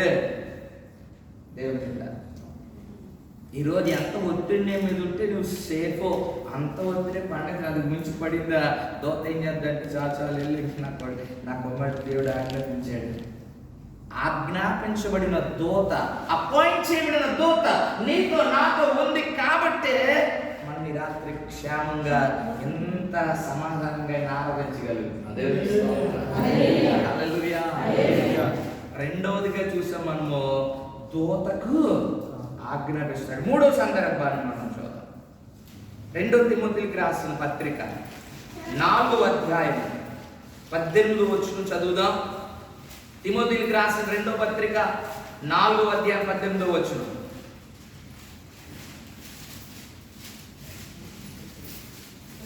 ప్రభువు ప్రతి దుష్కార్యం నుండి నన్ను తప్పించి, ప్రభువు ప్రతి దుష్కార్యం నుండి నన్ను తప్పించి తన పరలోక రాజ్యమునకు చేరునట్లు నన్ను రక్షించును. యుగ యుగములు ఆయనకు మహిమ. పౌలు భక్తుడు తన పత్రికను ముగిస్తూ రాస్తున్నాడు, ప్రభువు నన్ను ప్రతి దుష్కార్యము నుండి తప్పించి తన రాజ్యములో చేర్చు వరకు నన్ను నడిపిస్తాడు. దేవునికి స్తోత్రం. ఆయన మనకి ఎందుకు ధన్యుడు, మనకి యత్నకారుడు. దేవుడు చాలా సందర్భాలు ఉన్నాయి, చాలా సందర్భాలు ఉన్నాయి. ప్రాముఖ్యమైనవి మాత్రమే జ్ఞాపకం చేయడానికి ఇష్టపడుతున్నారు. ఎందుకు మనము ధన్యులము అని అంటే, ఆయన సముద్ర దిగంతముల వంటి సమస్యలు ఉన్నా సరే, అంటే అక్కడ ఎవరు సహాయం చేయలేని పరిస్థితులు ఉన్నా సరే. 4 సంవత్సరాల క్రితం బోట్ యాక్సిడెంట్ అయింది రాజమండ్రిలో. మీరు వినే ఉంటారు వార్తల్లో, విన్నారండి? వశిష్ఠ అనే బోటు గోదావరిలో మునిగిపోయింది వరదల సమయంలో. 5 years అబౌవ్ అవుతుంది. హైదరాబాద్ నుంచి ఒక కుటుంబం వచ్చారు. చక్కగా పాప 13 సంవత్సరాలు లైఫ్ జాకెట్ వేసి కూర్చుందంట. వాళ్ళ అమ్మ ఓరెంటేసిందంట.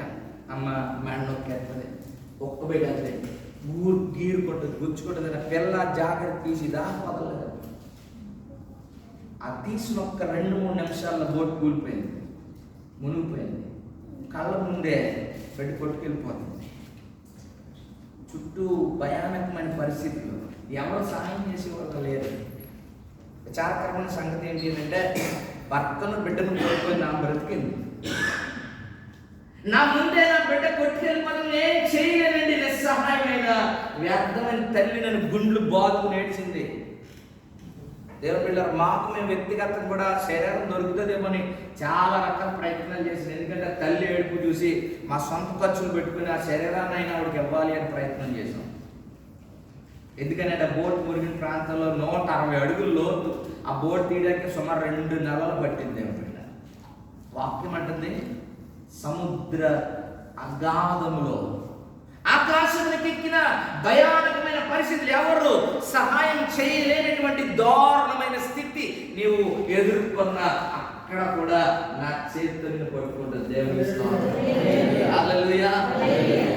ఎన్ని మార్లు నువ్వు రక్షించబడ్డా.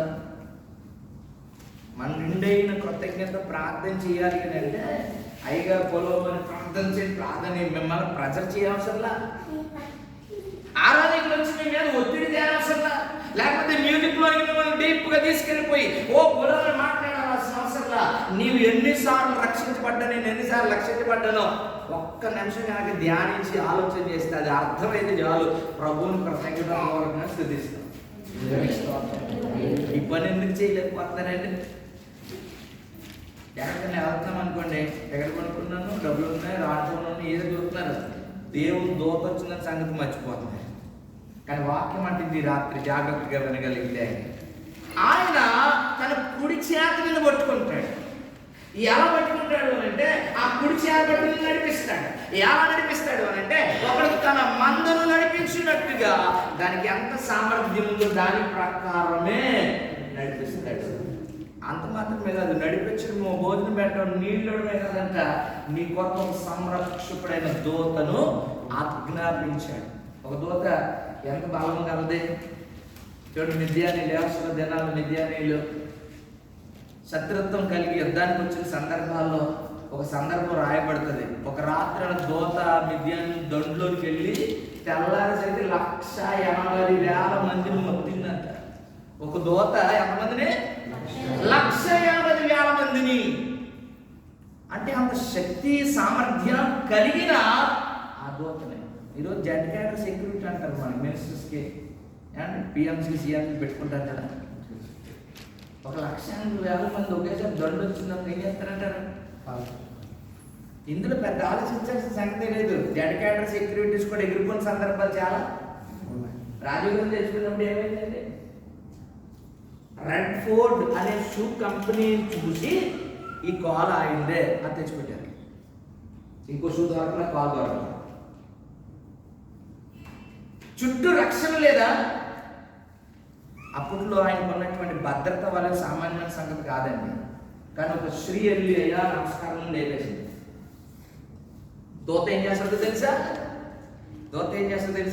అటువంటి ప్రళయం కలిగించే సందర్భాలు వచ్చిన నిర్వీర్యం చేస్తుంది. దేవునికి స్తోత్రం, హల్లెలూయా. అందుకే ప్రభు నేర్పిన ప్రార్థనలు అంటాడు, కీడుని తప్పించయ్యని ప్రార్థన చేయాలంట. ఏ కీడు ఎలా సంభవిస్తుంది మనకి, ఏ దూత ఎలా వస్తుందో మనకు తెలీదు. నాశన దూత, మరణ దూత, లయపరిచే దూత. ఈ దూతలు మాకైతే ఒక్క దూత ఉన్నాయి, చాలా దూతలు ఉన్నాయి. అందుకే పౌలు భక్తుడు పత్రిక రాస్తే అంటాడు, ఆకాశ మండలమందున్న దురాత్మల సమూహం అంటే. ఇప్పుడు ఈ సమూహాన్ని డిఫైన్ చేయగలిగినటువంటి ఒక దూతం దేవుడు నీ దగ్గర. అందుకే నేను ధన్యుడు, దేవునికి స్తోత్రం. ఎంత ధన్యుడో తెలుసా? ఆయన నన్ను చేయి పట్టి నడిపిస్తున్నాడు, ఆయన నాకు ఆహారం ఇస్తున్నాడు, నేను ఎలా ఉంటే క్షేమ ఎన్ని ఆలోచన చేస్తున్నాడు. మేబీ ఒకవేళ నీ తల్లిదండ్రులు కూడా నీ గురించి అంత ఆలోచన చేయలేము, నీకోసం అంత ప్రాణాలకు సిద్ధపరచలేము. చాలా మంది ఉన్నారు. అయ్యా ఒక ఆయన దగ్గరికి వచ్చాడు, తమ్ముడు అంటాడు, సెంట్రల్ గవర్నమెంట్ జాబ్. ఎలా వచ్చు అంటే ఇలాగే ఎవరైనా చేపలు మాట్లాడుతుంటాం కదా, మాట్లాడుతూ నేర్చుకుంటున్నాడు. ఎలా అంటాడు, పట్ల చూసేస్తున్నాడు. నేను కాసేపు ముందు మాట్లాడతాం. ఆయన పంపించిన తర్వాత ఏంటంటే, తమ్ముడు ఒక 200 ఇచ్చామనుకో, చిన్న కార్యక్రమం 200 లీగేజ్ అంటే తాగుతుంది. నాకు తెలిసి ఎందుకు 200 ఇచ్చి తాగుతాడేమో నేనంటే, మీకు పిల్ల పెద్దదైంది అన్నాడు. నేను అన్నీ అంటాను కదా, ఆ కూతురు నాకు పిల్ల కాబట్టి అంటాడు, మీకు పిల్ల పెద్ద అయింది, కొద్దిగా ఇచ్చేందుకు పెంచాలనుకో బలం తీసుకెళ్ళి. దేవుని బిడ్డలారా, ఎందుకు సందర్భాన్ని జ్ఞాపకం చేస్తాను? ఆడపిల్ల పెద్దదైద్దని తెలుసు, నువ్వు ఉద్యోగి, ఏమాత్రం నీకు ఆ బిడ్డ పట్ల ప్రణాళిక ఉంది, ఏ ప్లాన్ చేసావు? ఈ రోజున పెళ్లి చేస్తాకప్పు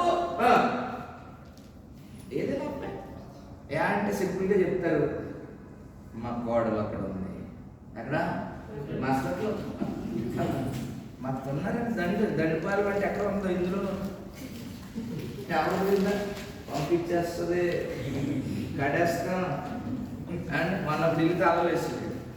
నేనే వెళ్ళాను కూర్చున్నా, ఆవిడకి ఫోన్ చేసి అంటుంది, ఒక్క నెల కూడా పెండింగ్ లేకుండా పంపించేసాను అయ్యారు, మరి అలా ఏం చేశాను. ఈ మాట కనుక ఆవిడ చెప్పను అనుకో, కుదేలు అయిపోద్దని, సరే నేను మాట్లాడతానులే, ముందు ఫోన్ కట్టేయడం. ఈరోజు అనేక కుటుంబాల్లో ఈ గుండెలు పిండేసేటువంటి పరిస్థితులు ఉన్నాయి. ఇక్కడ ఒళ్ళు ఓనం చేసుకొని అండ్ నిద్రాహారం లేక ఒక యంత్రంలాగా ఆ శరీరాన్ని ఉపయోగించి డబ్బులు పంపిస్తుంటే దాన్ని యూటిలైజ్ చేయకుండా నాశనం చేసే అజ్ఞానులు లేరా? జ్ఞానం లేకుండా, ప్రణాళికలు లేకుండా బ్రతుకుతున్న వారు లేరా? దేవుని బిడ్డలారా, వాక్యం ఏమంటుందో తెలుసా? ఆయన నీ కొరకు సంరక్షణ పెడతాడు. ఆయన అలాంటి వాడు అని అంటే ఇర్మియా గ్రంథకర్త రాస్తాడు, యెహోవా మీ గురించి ఉద్దేశించిన సంగతులు రాబో దినంలో మీకు మేలు కలుగుటకు ఆయన క్షేమకరమైన సంగతులే ఉంచాడు, కానీ హానికరమైనవి. దేవుని మాట కొంతమందికి అమ్మో దేవుడే హానికరుల్లో కనపడతారు, అతి తెలివిగా చీకటి చేతిలో పెడుతుంటారు సంగతి, చీకటి చేతిలో పెడతారు సొత్తులు. ఈరోజు దేవుడు నీ నా జీవితాల్లో చేసిన మేలు ఆలోచన చేస్తే మొదటిగా అంటాడు, మందవలే ఆయన నడిపిస్తాడు. రెండోది, దూతకు ఆజ్ఞాపిస్తాడు. మూడవదిగా చూస్తే పౌలు అంటున్నాడు, ఏ దుష్కార్యము నన్ను తాకకుండా ఆయన తప్పించి దుష్కార్యము అని అంటే దు అనగా చెడ్డ, కార్యం అంటే పని. కొంచెం వివరించుకుంటే మనకు మంచి అర్థమైపోతుంది. ఏ దుష్కార్యంలో అంటే దేవునికి వ్యతిరేకమైన ఏ చెడ్డ పనిని ఆత్మీయ జీవితంలో లేకుండా పరిశుద్ధత కలిగి పవిత్రత కలిగి ఆయన మాటల గుండా నడిపించబడేటువంటి కృప ఆయన అనుగ్రహిస్తాడు. దేవునికి స్తోత్రం. కేవలం ఆహారం పెట్టి పోషించి ఆహారం ఇచ్చి సంరక్షించడమే కాదంట, ఎక్కడ నువ్వు చెడులో పడిపోతావని ఆ పరిస్థితులు దగ్గర రాకముందే ఆ రాత్రే ఆ దినమే శాపం నుంచోబెట్టి అటు ఇటువంటి తగ్గించేస్తాడు. వాక్యం విన్నావా? ఆ పరిస్థితి ఎదురవగానే నీ మనసాక్షి ఏం చెప్తుందో తెలుసా? ఆత్మీయంగా ఈరోజే కదా దేవుడు నీతో మాట్లాడాడు, దీనికోసమే కదా మాట్లాడాడు, ఇలాగే ప్రేరేపించబడద్దనే కదా మాట్లాడాడు, పడిపోవద్దనే కదా మాట్లాడాడు, పాపంలోకి అప్పగించబడద్దనే కదా మాట్లాడాడు అని అర్థమై ఆ దుష్కార్యాలు దూరంగా ఒకవేళ సంఘానికి హాజరవ్వకపోతే మెసేజ్ ఎత్తడం ఫోన్ చేసేస్తాడు అన్నట్టుగా వస్తే ఈ మాటలు ఏమి లోపలికి ఎల్లో దుష్కార్యంలో పడే ప్రమాదం. పడితే నీ దేవుడు ఆయన కాదు, నీవు ఆయన ప్రజలు కాదు. చాలా మంది వారికి కలిగినటువంటి దుష్కార్యాలను బట్టి తమ దేవునికి ఉండకుండా కోల్పోతున్నారు. ఆయన మహిమను గుర్తించలేకపోతున్నారు. తర్వాత లోబోదీపమని కుయ్యమరంటే ప్రయోజనం ఏముంది? ఆయన నీకు అధీనంలో ఉన్నప్పుడు, దోతలు ఇచ్చినప్పుడు, రక్షణ కలిగి చేసినప్పుడు, దుష్కార్యంలో పడకుండా తన వాక్యం ద్వారా నేను కడుతున్నప్పుడు నువ్వు గ్రహించి అందులో నడవగలిగితే నేను ముందు చెప్పిన నీ ధన్యతలన్నీ నీ మీదకి వస్తాయి. దేవుని అందులో ఏ మిస్టేక్ జరిగినా నీకు ఆయన దేవుడిగా ఉండడు. నెంబర్ 1. నీకు ఆయన దేవుడిగా లేడా? సముద్రం కదా పిల్లకాలు వచ్చి నువ్వు పట్టుకునేవాడు ఉండడు. అర్థమవుతుందా? పిల్లకాలు వచ్చినట్టే చిన్న సమస్య వచ్చినా సరే నా తండ్రి నా ప్రభువా అన్న నిన్ను పట్టించుకునే నాదుడు. నెంబర్ 3, దూతకి ఆజ్ఞాపిస్తాడంటే ఏ కీడు తగలకుండా రాయి తగల. ఎన్ని రాళ్ళు తగులుతున్నాయి ఇప్పుడు?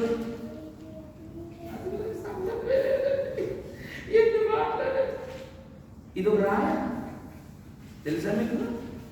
ఇది ఒక రాయి. నింద అనేది ఒక రాయి తగిలితే ఎంత బాధ అవుతుందో ఒక మాట అంత గాయపరుస్తుంది. ఇంకా నయ్యం రాయి తగిలితే సంక్రాంతి తగ్గిపోతే ఆయన రాసుకుంటే మనసు తగిలిన గాయం మాత్రం గుచ్చి గుచ్చి గుచ్చి గుచ్చి చంపుతానే జ్ఞాపకం చేస్తేనే నిద్రపోదామంటే గుర్తు వస్తుంది.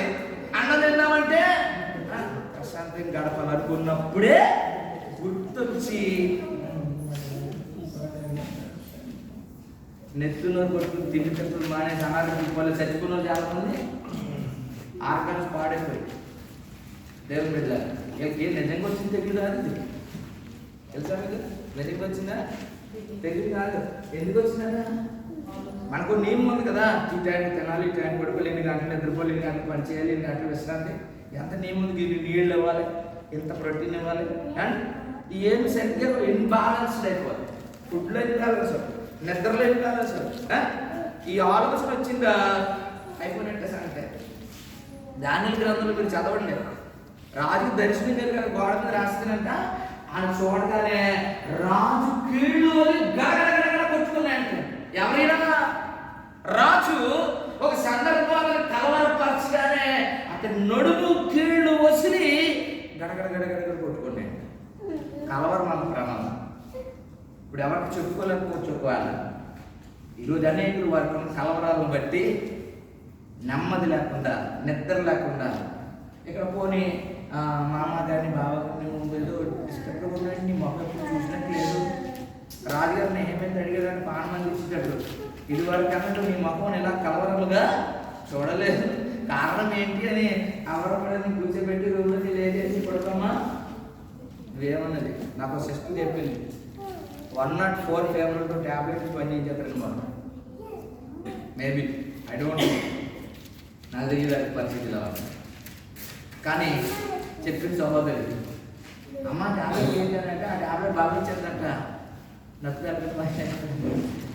దేవుని పిల్లరా, ఇలాంటి రాళ్ళు తగిలినప్పుడు, ఇలాంటి పరిస్థితులు ఎదురైనప్పుడు ఇంటికాడ ఉంటే ఇన్ని ఆపదాలు. కనుక వాక్యం ఏమి జ్ఞాపకం చేస్తుంది? ఏమి నేర్పించడానికి ఇష్టపడుతుంది మనము గ్రహించినప్పుడు మొదటిగా మళ్ళీ వెనక్కి నేను ముగించడానికి ఇష్టపడుతున్నాను. ఆయన నీకు దేవుడిగా ఉంటాడు, నేను ధన్యుడిగా చేస్తాడు. ఆ ధన్యత ఎలాంటిది అని అంటే, ఎలాంటి పరిస్థితుల్లోనైనా నీ చెయ్యి ఆయన విడిచిపెట్టడు. దేవుడు ఈ రాత్రి అనేకులు కష్టం వచ్చిన విడిచిపోయే వాళ్ళు లేరండి. ఉన్నారా? నువ్వంటే అది, నువ్వంటే ఇది అని చెప్పి శ్రమ వచ్చినప్పుడు నాకేంటి అనేవాళ్ళు లేరా? నేను ఎందుకు చేయాలి అనేవాళ్ళు లేరా? దేవుడు అట్టంటాడు కాదండి. దేవునికి స్తోత్రం. హల్లెలూయా. అంటాడు, యెహోవా తమకు దేవుడు కాగలజను. ఎందుకంటే ఆయన ఏ స్థితిలోనైనా నీ చేయి విడవక నడిపించే దేవుడు. ఎలా నడిపిస్తాడు? ఎక్స్ట్రాసార్లు నడిపించాడు. చూడండి, అప్పుడప్పుడు పిల్లలు రాకపోతే కొంతమంది రాట్లేదని మారం చేస్తున్నాడు అనుకోండి, ఏం చేస్తారా? పడిపోయినా కొట్టుకుపోయినా అలాగే ఇష్టానుసారంగా లాక్కుపోయేవాడైతే నీ పరిస్థితి ఏంటి? దిగులుగా ఉన్నావా? నిన్ను ఆదరించాడు, కూర్చోబెట్టి నిన్ను వాదార్చి నీకు బలం వచ్చిన తర్వాత నేను నడిపిస్తాను. దేవునికి స్తోత్రం. అనేక మార్లు నా వ్యక్తిగత జీవితంలో సేవ పరిచయం లేదని సమస్య కలిగినప్పుడు, ప్రభా ఏంటి నాయన సమస్య, ఏంటి ఈ నిరాశ, ఏంటి కృంగుదల అని అడిగితే నోరు చూసుకున్నాడు. నీకేమో చెప్పు, ప్రతిదానికి ఆకు ఏదో ఒక వంక చెప్తావు అన్న దేవుడు ముందు నన్ను తన వాక్యం ద్వారా ఆదరించి నన్ను బలపరిచి మళ్ళా నిలబడేలా తయారు చేసి ఇప్పుడు దేవునికి స్తోత్రం. లేకపోతే ఒకరితోనే ఉన్నారా? అమ్మమ్మో కలగూరగా మీకు సంఘం అంటే నిందాక జ్ఞాపకం చేశాను కదా, రకరకాల యాక్టివిటీస్ ఉంటాయి ఇక్కడ, రకరకాల ఫోర్సులు ఉంటాయి ఇక్కడ. ఆ ఫోర్సులు ఈ ఫోర్సులు అన్ని టార్గెట్ ఎవరనంటే అన్ని గన్స్ 50 మంది విశ్వాసం 50 గుళ్ళు రెడీగా ఉంటాయి మనకి ఎప్పుడు పడుతుంది. ఇప్పుడు మాకు సరైన బలం లేదంటే ఒక గుండు జాలు టిక్మని చేపలు పారిపోతాయి. కనుక ఆయన యొక్క కృప ఎలా ఉంది అంటే, దోతకి యాక్టివేట్ ఆ దోత ఆ గుండె ఎలా వస్తుంది అనుకోండి, మళ్ళీ ఎలా తప్పిస్తాడమని ఆ గుండె పని చూసుకుంటుంది. ఈ గుండె దగ్గర నిలబడే వాళ్ళు కూడా ఉంటారండి. ఇలాగా ఎవరాలు సంఘంలో ఇంకో దోత ఉంటుంది, ఆవు నుంచి ఉంటుంది ఎదుర్కోండి. దోత మాత్రం ఆజ్ఞాపించబడిన పని ఖచ్చితంగా చేసి అది తగలకుండా తప్పిస్తుంది.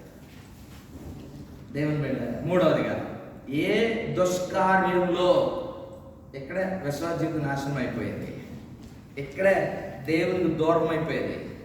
జాగ్రత్తకి మాట వినాలి. చెడు కార్యములలో పడకుండా దోత నిన్ను కాపాడుతుందా? నిన్ను ప్రేరేపించినప్పుడు, నిన్ను దేవునికి దూరం చేయడానికి విశ్వ ప్రయత్నాలు చేసేటప్పుడు ఎవరి సహాయం తీసుకుంటున్నా? ఎన్నుకునే స్వాతంత్రం మనకు ఉంది. Freedom to choose. మనకి ఎన్నుకునే స్వాతంత్రం ఉంది. దేవుడు ఏమి కఠినంగా ఇలా అలాగా చెప్పలేదు. నేను కావాలా, లోకం కావాలన్నప్పుడు కొంతమంది ఏమంటే ఎప్పుడైనా క్వశ్చన్ అడిగారు అనుకో, తెల్లని ప్రశ్న అడిగితే ఏం చేస్తారు? పప్పు రుబ్బేస్తారు, తలకేస్తారు. ఎలా ఉండదు? అవునంటే కాదంటే కాదు, దొరకరగలు కదా. ఇప్పుడు ఎలా కన్నా ఉంటుంది అర్థం ఏంటి? అలాగా దోత ఆజ్ఞాపించినప్పుడు మన యొక్క సంభాషణ, మన యొక్క ప్రవర్తన ఎలాగైపోతుంది? మరి మనిషి అన్నాక ఉప్పు కారం తింటానే ఇలాంటి ప్రయత్నాలు వచ్చేస్తాయి. దానిని ఏమన్నాడు పౌరభక్తుడు చక్కగా? దుష్కార్యము. దోత ఆజ్ఞాపించబడితే చేతితో పట్టుకోవడమే కాదంట, ఆయన దుష్కార్యంలో పడకుండా తప్పించాడు. దేవునికి స్తోత్రం. హల్లెలూయా, హల్లెలూయా. హెబ్రీ పత్రిక 7వ అధ్యాయము 24వ వచనం చదువుగా. హెబ్రీ పత్రిక 7వ అధ్యాయం 24వ వచనం. ఈయన నిరంతరంలో ఉన్నవాడు కనుక మార్పు లేని యాజకత్వము కలిగిన వాడు. ఇక్కడ వ్రాయబడతా ఉంచండి, ఆయన ఎలాంటి వాడంట? నిరంతరము మార్పు లేని యాజకుడు. యాజకుడి పని ఏంటంటే, యాజకుడి పని ఏంటి? అయ్యా నా పరిస్థితి ఇది అని యాజకుడు చెప్తే, ఈ యాజకుడు ఆ యొక్క పాపి భారము దేవుని దగ్గరికి తెలియజేసేటువంటి వాడు. ఆయన మార్పు లేని యాజకుడు. దోతికి ఆజ్ఞాపించాడు, అరణ్యంలో మందను నడిపించినట్టుగా నడిపించాడు, పాదాలకు రాయి తగలకుండా చూసుకున్నాడు, దుష్కార్యంలో పడకుండా తప్పించాడు. అంత మాత్రమే కాదు, ఆయన మార్పు లేని చట్టాన్ని కలిగినటువంటి వాడు. ఎందుచేత ఈ మాట మనం ధ్యానించాలి అని అంటే, ఈరోజు మనకు సహవాసాలు ఏదైనా తేడా వస్తే ఎన్న చట్టాలన్నీ మారిపోతాయి. అప్పటిదాకా ప్రేమలన్నీ, అప్పటిదాకా ముందు చెప్పుకున్న మాటలన్నీ. దేవుని బిడ్డలారా, దేవుని వాక్యం అంటుంది ఆయన మార్పు లేని యాజకుడిగా ఉన్నాడు. ఆ యాజకుడు చేసే పని ఏంటి అంటే, నిరంతరము మన కోసము విజ్ఞాపనకర్తగా, మన కొరకు ప్రార్థించేవాడిగా, నువ్వు వెంబడించట్లేదని నీ కొరకు మానేయక. ఎవరికన్నా మంచి మాట చెప్పాలంటే అంత మనకి రిలేషన్ ఫెలోషిప్ ఉండాలి. లేకపోతే వాళ్ళ కోసం ఎందుకు ఈ టైంలో ఇంత సంతోష సమయంలో ఆపేదమ్మా అని పేరు కూడా ఎత్తారు కొంతమంది. దేవుడు అలాగా నిరంతరము యాజకత్వము వహిస్తూ మన నిమిత్తము విజ్ఞాపనకర్తగా. దేవుని బిడ్డలారా, ఆయనను నీవు దేవునిగా కలిగి ఉండటంలో ఉన్న ధన్యతలు ఎంత దీవెనకరంగా ఉన్నాయి చూడండి. దేని బట్టి పొందుకోవటం ఇది? ఒక నెల చేస్తే సరిగ్గా ఇవ్వకపోతే ఉద్యోగస్తులు మానేస్తారు అండి, పని చేసేటువంటి మానేస్తారు. ఏమి ఎత్తడమని దూతంతా 24 గంటలు కాపలా కాయాలి. వాష్రూమ్లోకి వెళ్ళినా దూత కాపలా ఉంటుందండి. నేను ముగిస్తూ ఉన్నాను. నాకు తెలిసి కుటుంబం అమెరికాలో ఉంటాడు, హైదరాబాద్ వాస్తవ్యులే. ఆయన అప్పుడప్పుడు వచ్చి ఇక్కడ చూసుకొని ఆ పొలాలు అవి చూసుకుని వెళ్తాను. భార్య ఫోన్ చేసి స్నానం చేసి వచ్చి మాట్లాడతాను. సరే అందరు వాళ్ళు ఉన్న అపార్ట్మెంట్ కూడా చాలా హై సెక్యూర్డ్ ప్లేస్. డోర్ వేసుకుంటే బాంబు పేదని శబ్దం రాదన్నమాట. అంత సెక్యూరిటీ గల ఏరియా దగ్గర మన ఎమ్మెల్యే క్వార్టర్స్ జరుగుతుంది హైదరాబాద్. ఫోన్ పెట్టాడు, లోపలికి వెళ్ళాడు, కాల్ చేసి బాత్రూంలో పడ్డాడు, అక్కడే చనిపోయాడు. భార్య ఫోన్ ఎదురు చూస్తుంది, వస్తుంది అని. గంట అయింది, 2 గంటలు, 3 గంటలు చల్లలేదు. ఫోన్ కొట్టింది. ఒక రోజు ట్రై చేసింది, 2 రోజులు అలాగే ట్రై చేసింది. మొత్తానికి ఆవిడకి వేసా దొరికి ఆవిడ ఇండియా వచ్చేటప్పటికి ఒక రోజు అయింది. డోర్స్ ఓపెన్ చేసేదాకా లోపల ఏం జరిగింది కూడా ఎవరికి ఊహించండి. 21 రోజు శరీరం అలా చనిపోయి ఉంటే ఎలా ఉంటుందో.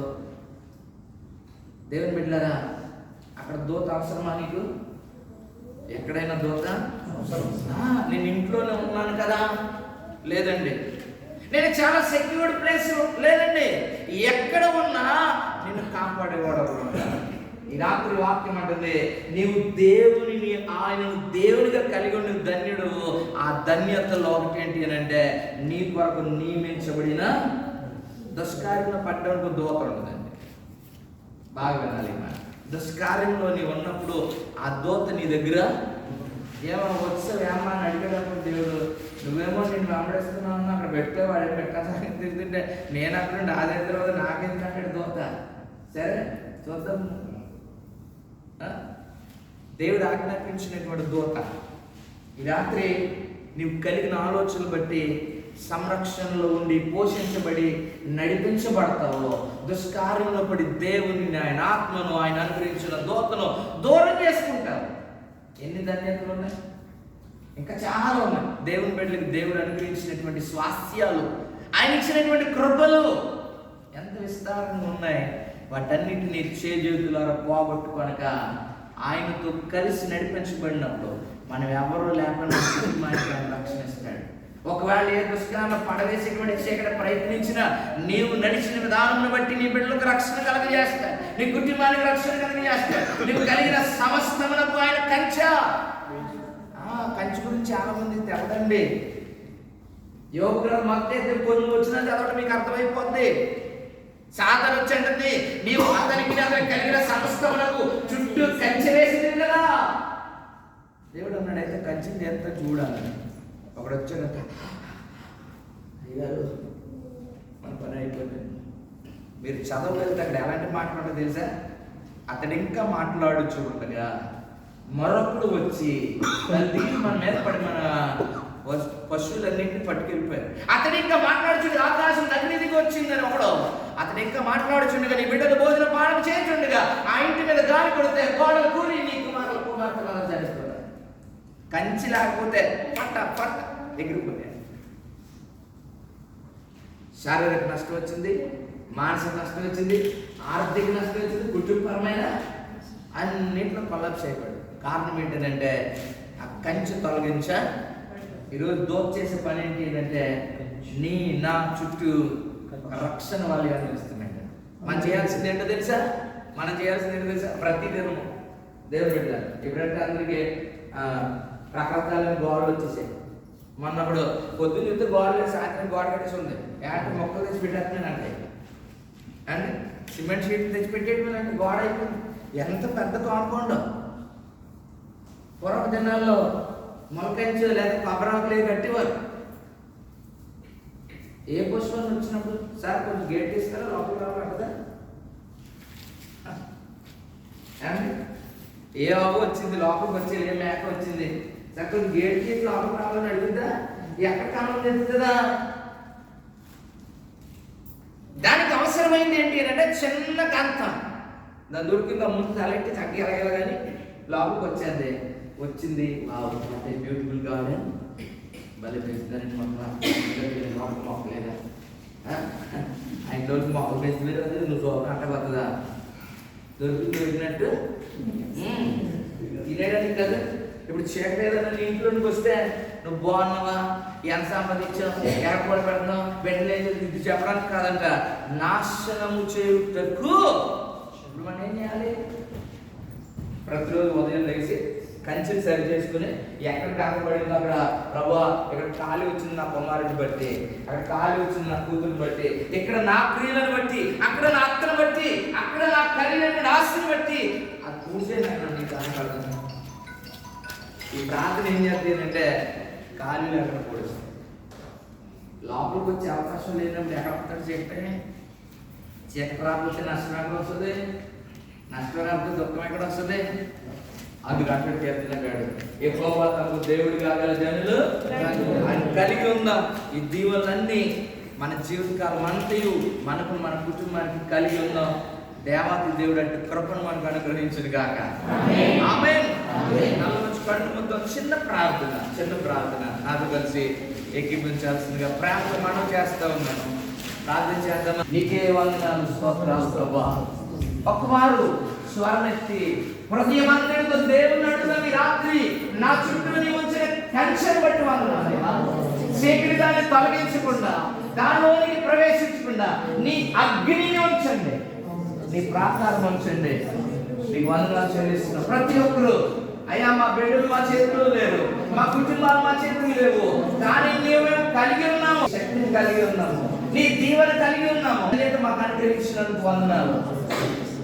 ఆయన చూపిన కృపను బట్టి, ఆయన ఇచ్చిన రక్షణను బట్టి నిండు హృదయంతో కృతజ్ఞతాస్తుతులు చెల్లిద్దాం. నీకే వందనాలు ప్రభువా. ఇది మా సంపదను బట్టి వచ్చింది కాదు నాయన, మా జ్ఞానం బట్టి వచ్చింది కాదయ్యా, మా జాగ్రత్తను బట్టి అసలే వచ్చింది కాదయ్యా. కేవలం నీకు మేము బిడ్డలుగా ఉండడాన్ని బట్టే, మేము నిన్ను దేవుడిగా కలిగి ఉండడాన్ని బట్టే నీవు అనుగ్రహించిన కృపకై వందనాలు. అర్థం చేద్దామా? ప్రతి ఒక్కరూ అడుగుదామా దేవుని? అయా నీకే వందనాలు స్వామి, నీకే వందనాలు, నీకే వందనాలు, స్తోత్రం. దేవుని నామాన్ని పాడుతూ కనపరుద్దాం, కీర్తిస్తూ ఆయన నామాన్ని హెచ్చిద్దాం. నీకే వందనాలు.